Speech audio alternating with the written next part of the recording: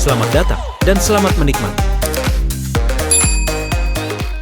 Dirinya bernama Antares.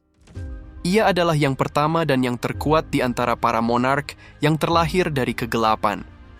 Ia adalah raja para naga dan juga simbol dari ketakutan dan kehancuran. Mereka yang mengenal dirinya akan memanggil ia dengan sebutan Raja Naga dengan tunduk dan hormat.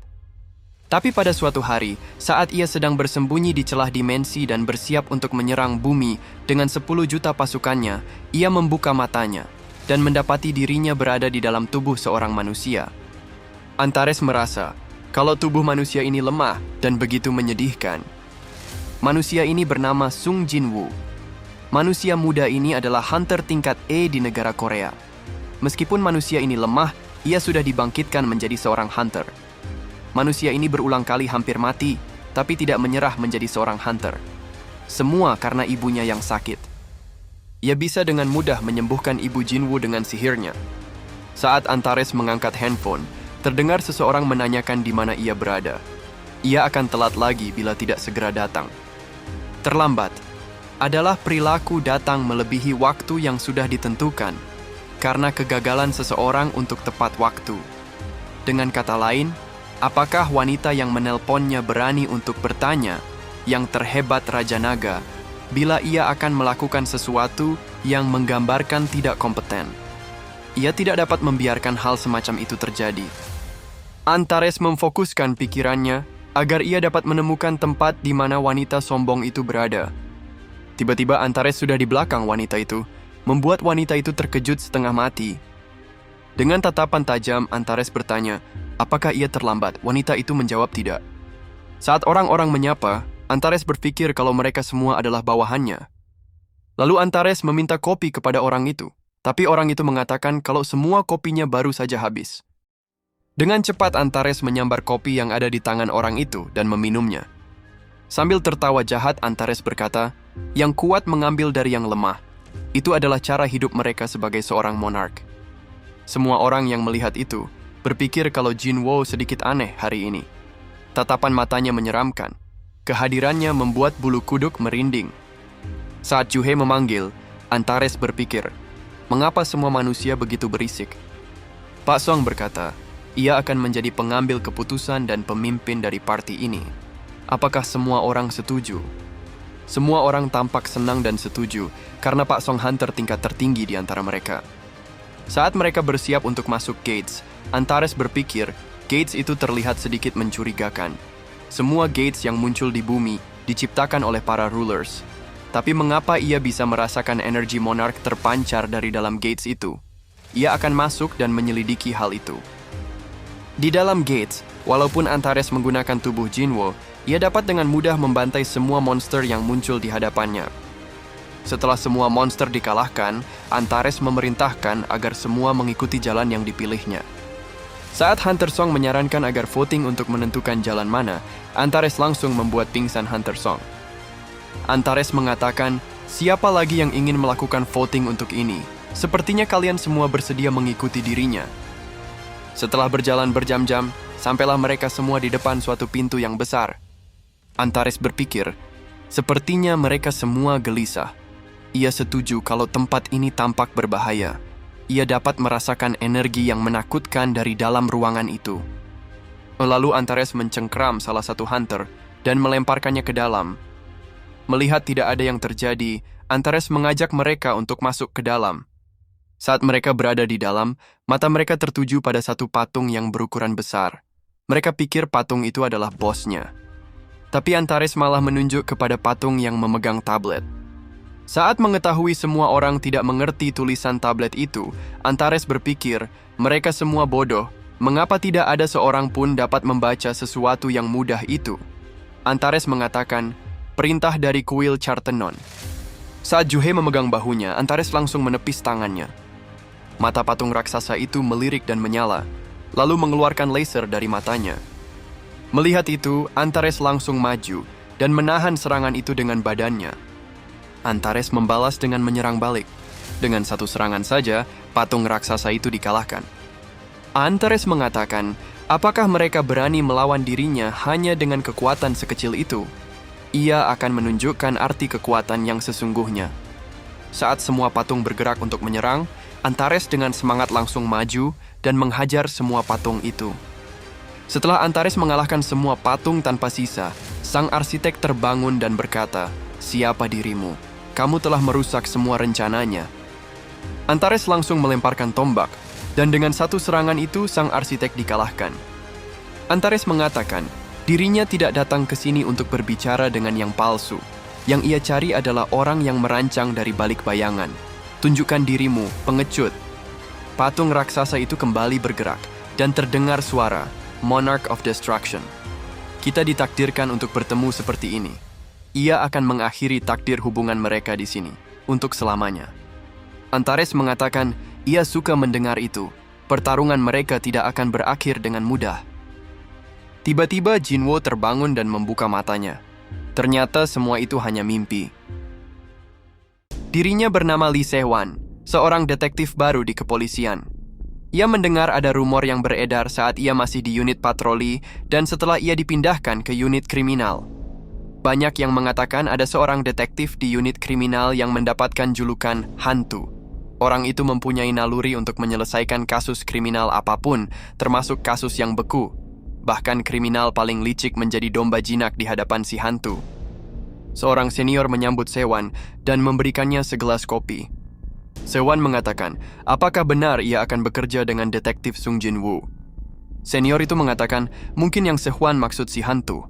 Hanya ada satu alasan sebutan itu diberikan kepada Jin-woo, karena orang itu tidak dapat ditebak dan lain-lain. Tak lama berselang, Jin-woo datang dan langsung membawa Se-hwan pergi bersamanya. Se-hwan bertanya, kemana Jin-woo akan membawa dirinya pergi? Jin-woo menjawab, mereka akan menangkap orang jahat.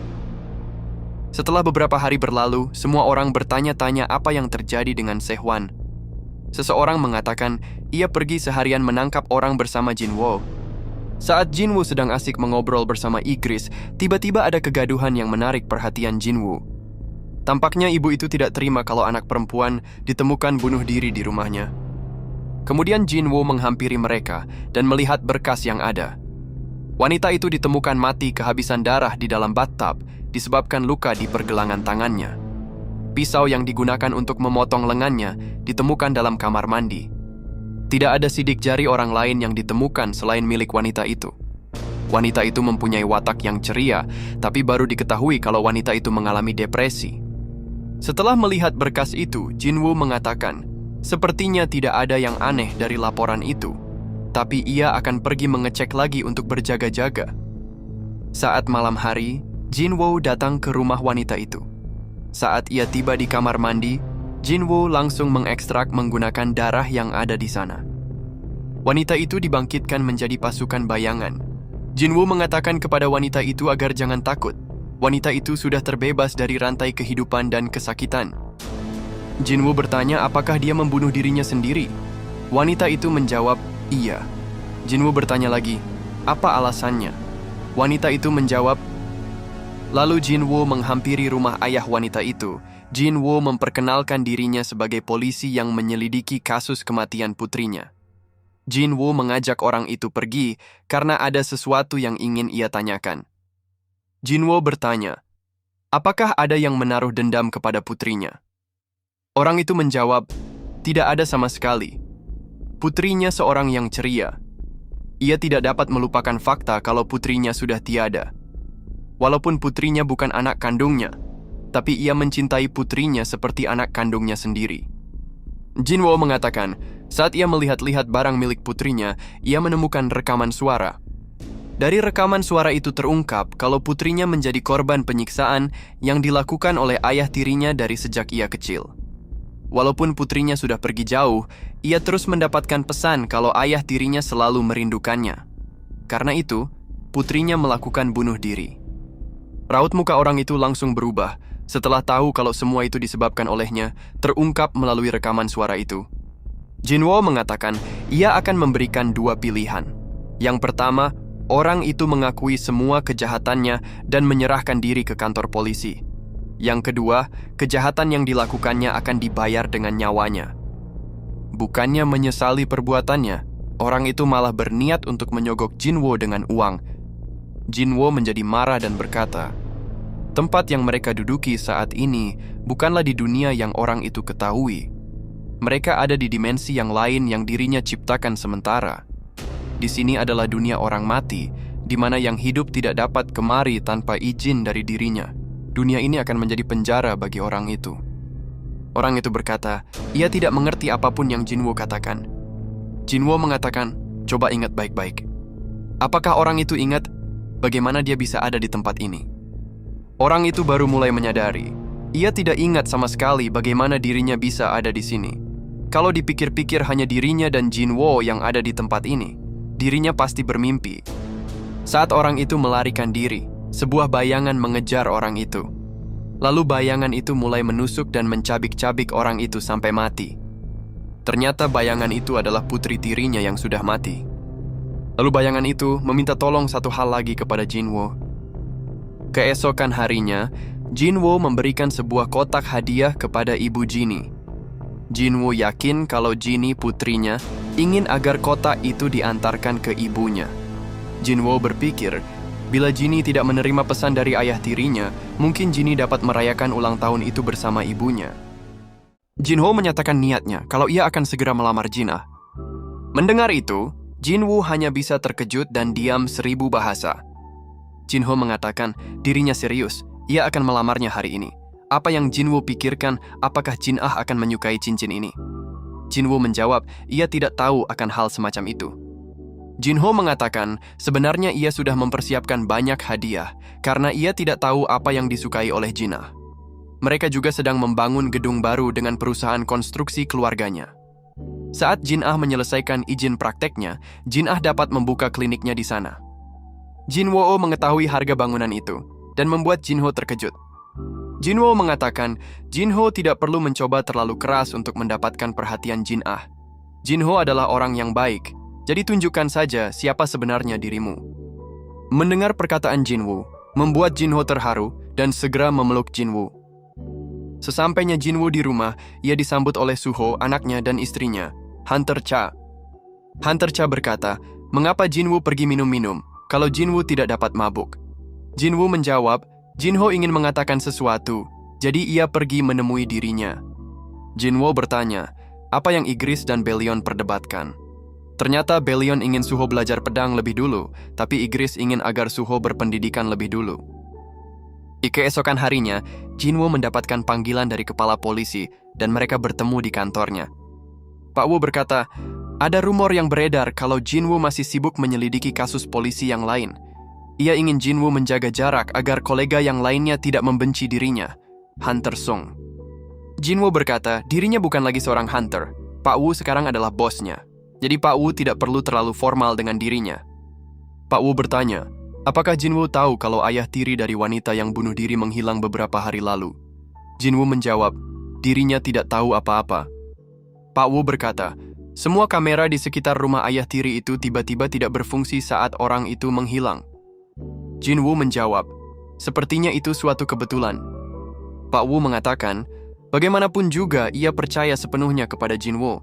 Tapi, bukan karena itu ia memanggil Jinwoo ke sini.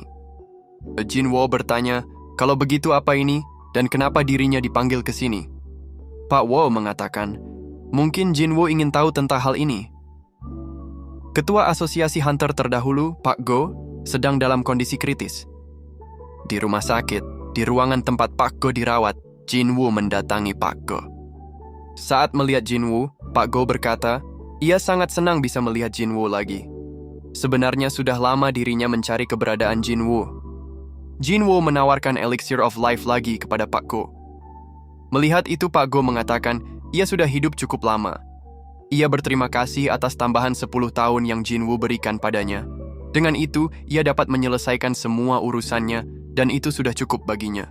Sebenarnya, ia memiliki satu permintaan lagi kepada Jinwoo. Hari di mana Jinwoo memberitahu dirinya kalau mereka bertarung bersama di dunia lain. Ia ingin agar Jinwoo menunjukkan dunia itu kepadanya. Ia ingin melihat dunia itu dengan matanya sendiri.